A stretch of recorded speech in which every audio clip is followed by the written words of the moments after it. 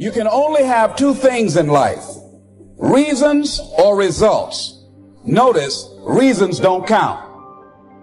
Folks will always point out reasons on why they're not living their dream, on why they're not manifesting their greatness. They will always be able to point those things out, but none of those things count. The only thing that counts are results. And results don't lie, ladies and gentlemen. They tell it all. Judge a tree by the fruit that it bears, not the ones that it might talk about, not the ones that it might wish for. So let us look. I think that all of us are committed. But I think that some of us are producing results in our lives that level of commitment brings that we particularly don't like or find distasteful.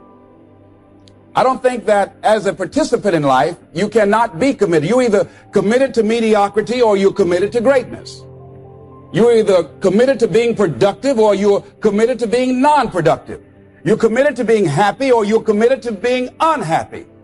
See, whatever you're doing, however you spend your time, that tells you who you are. So think about what it is you like to create in your life experience. Once I look at how you commit your time, once I do an evaluation on how you spend your time, I can tell you exactly what you're committed to. People that say they have dreams or want to open a business or want to do something differently than what they're now doing, they don't like their jobs, they're unhappy, they're unfulfilled. People who say they want to improve their income level, look at how they spend their time. How they spend their time, the commitment of their time, how they use that will really tell the truth.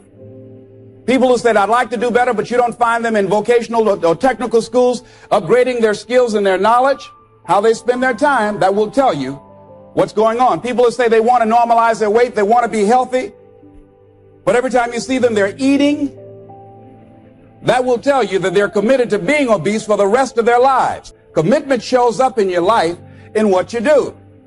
On the other hand, you can make the commitment to your life that you don't like the results that you have and that you're going to do something about it. See, that power is available to all of us.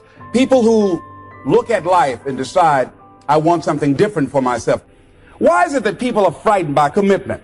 Because when you say the word commitment, that intimidates a lot of people. Why? Because it means you have to deliver. See, most people, you ask them, hey, look here, I'd like for you to do this. They'll say, I'll try. I'll try means that is my escape clause. When I don't come through, it's really a polite no. I don't have the courage to tell you no, so I'll tell you I'll try. There's no such thing as try. So most people like to use that language. They don't want to commit themselves because commitment means, among many things, no excuse is acceptable. That's what it means. No excuse. That if you decided that you're going to do this, if it becomes hard, then do it hard.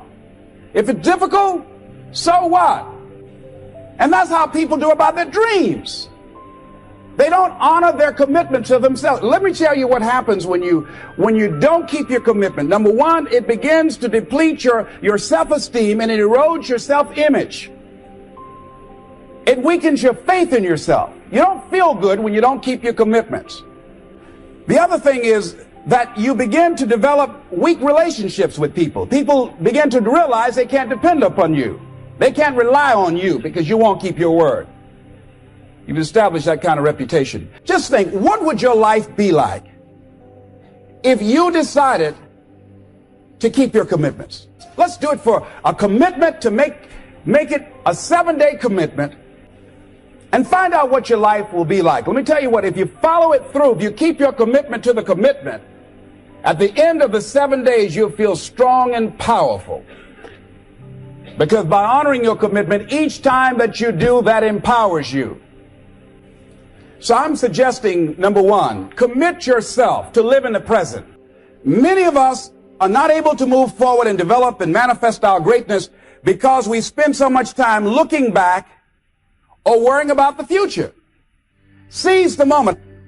See, you cannot go into the future and manifest your greatness when you have various things in your life that's blocking you.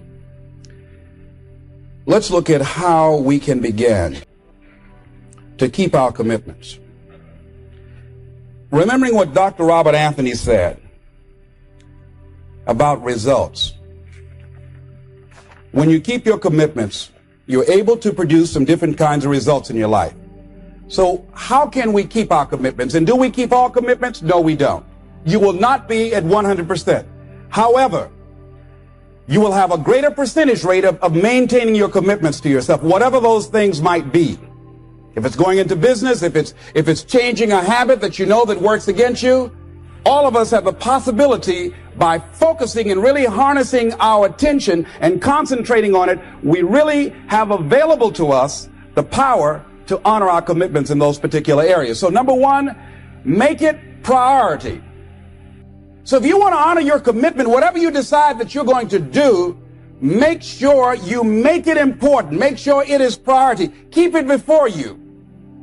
The other thing is, whatever that you want to do, whatever you want to begin to create and beginning to manifest your greatness and strengthening your level of commitment, and it's really exercising your will, find something that you want to do on your goal, one action step, but make sure it stretches you, that it challenges you, but it's doable, that you can do it. This year I decided that I was going to exercise. So I started out doing just 10 setups and 10 push-ups. I know I can do that and not get upset about it. I can do that without thinking. So I started out small. Now I'm up to 50. But if I try to do 50 starting out, I wouldn't still be doing it. So I started doing it in manageable segments. Do that. And that strengthens your will. So my commitment now is strengthened and fortified by the activity of actually doing it. So now I can expand and build from there. So you want to begin to find something that is manageable, that you know that you can do. The next thing, in beginning to keep your commitments to yourself, have some friends that will hold you accountable, that won't let you off the hook, that won't tolerate anything less than the best from you. People that will support you in this new way of being, in this new state of consciousness. The other thing is that important is have a contingency plan. See, many times when you make a commitment to do something, there are some other variables that will happen that you can't control or you perhaps did not think about. So you want to have some other plans going on. You want to become creative. See, most people don't keep their commitments because when something goes wrong, they just stop. They don't have a contingency plan. So they don't know what to do next. Start being creative. If you challenge yourself, many times we say, I don't know what to do. And I always ask myself, but if you did know what to do, Les, what will it be? That activates another part of my mind. I start thinking about the possibilities and just experimenting. But many of us just stop dead in our tracks. I don't know what to do. You do know what to do. You've got genius in you. Challenge yourself, push yourself, make yourself come up with something.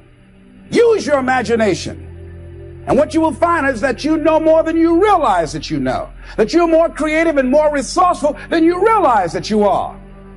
And as you do that, the more you do it, the easier it will become. At first, it's going to be a struggle. And after you get into a certain level of consciousness, you will ask yourself, how is it that I didn't see this before? See, you only make things happen. Your life only counts. You only make a difference when you are committed. What is commitment? Commitment is the salesman who says, look here, I'm going to make $1,000 today and I'm not going home. You can turn the lights out. The janitors could be here running the vacuum cleaner. I'm not leaving here till I do it. It's an interesting thing, ladies and gentlemen, that when we put ourselves in a situation where we say we're going to do it, it puts you in another zone where the universe responds to you. When you have that kind of consciousness, see, the universe responds to the man or woman that refuses to be denied, because that is your commitment. That business that you want, that book you want to write, that dream that you have of controlling your destiny, that is yours. That power to create that and to manifest that is yours. That's available to you. But you've got to be willing to stand there and face disappointment, not have support, be lonely, doubt yourself sometimes, be rejected again and again and again, become bankrupt if necessary, again and again and again, and refuse to turn around until life gives it up. We've had all kind of examples in history where people have made declarations, who have committed their lives to bring about a difference. There are people who are taking a stand today against hunger. I guarantee you it will be a part of our past at some point in time. Someone took a stand against polio It no longer plagues us as it once did. Because someone said, it is my commitment to eradicate it from the face of the earth. Someone made the commitment. Commitment means standing up for your life. It means honoring yourself. It means beginning to say and to see and recognize your alignment and oneness with the universe. And that you are a channel for life to express through. And we short-circuit it with anger. We short-circuit it with fear. We short-circuit it with envy. We short-circuit it by being lazy or apathetic or giving up easily. Why? We say, oh, it's too hard, it's too hard. We don't challenge our spirit. Ladies and gentlemen, there's nothing as powerful as the human spirit. You can't destroy it. You can pervert it, but you can't destroy it. I was reading Man's Search for Meaning by Viktor Frankl. What a powerful book. I'm reading it now for the 7th time. And he gives so many graphic examples of the power of the human spirit. And so what are some of the things that can fortify us and give us the kind of inner strength that will allow us to forward ourselves into the future by manifesting our commitments? Number one, commitment means in some cases going back to school, getting some training, sitting up in classes with people younger than you, putting yourself in a position where you don't know and that is awkward and uncomfortable, but because of your commitment to develop yourself or to go back to school to get a high school diploma or to get a college degree, that it doesn't matter, feeling dumb and saying, what am I doing here, sitting up in some boring class? Commitment could mean a lot of things. It could mean that you begin to go back. You got to back up sometimes. It means to back up and not give up, to regroup, back up and regroup and come back again. Because life has waylaid you, because you got knocked down. Keeping the commitments that you have might mean taking a stand that's unpopular. Something was said one time, when you take a position, says cowardice asks the question, is it safe? Politics asks the question, is it popular? But conscience or commitment asks the question, is it right? And see, most people rather operate from the first two. Is it safe for me to take this position? See, it takes a great deal of strong courage and commitment on your part to step out a line. Henry David Thoreau says, if a man doesn't keep pace with his companions, perhaps he's listening to the beat of a different drummer. Let him dance to the music that he hears, however measured or far apart. When you are committed, you're dancing to the beat of a different drummer. Don't expect people to understand you. Don't expect it to make sense to anybody why you've got to do this, why you have got to go. I'm going for me because I've made a different kind of commitment with my life. This is something I have got to do. Commitment. It means taking a stand for you. It means delivering. It means coming through. What if you don't keep your commitment, Les? What if you give it everything you have and you come up short? Or if you don't give it everything you have, what if you get weak along the way and you throw in the towel on yourself? You surrender to your emotions. What then? A lot of people become discouraged. They become frustrated and they say, oh, what the heck? And they go back to doing what they were doing before, saying it doesn't work. Here's what I suggest. Number one, that does happen. So take total responsibility for it. Just own it. Don't make any excuses on why you gave in. Next thing is, assess the situation. How did you get here? What happened that you broke down, that you had a breakdown and you surrendered? What happened? What was going on? The other thing is, start again. So what? You fell flat on your face. So what? Start again. Learn from the experience and start again. Don't count yourself out. Don't sentence yourself to a lifetime of being miserable, a lifetime of being broke, a lifetime of being unhealthy. And so what if you make a commitment and you're not able to do it like a pro? Live in the moment. I like what this says. Look to this day, for it is life, the very life of life.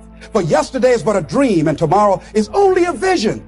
But today Today well lived makes every yesterday a dream of happiness and every tomorrow a vision of hope. Look well, therefore, to this day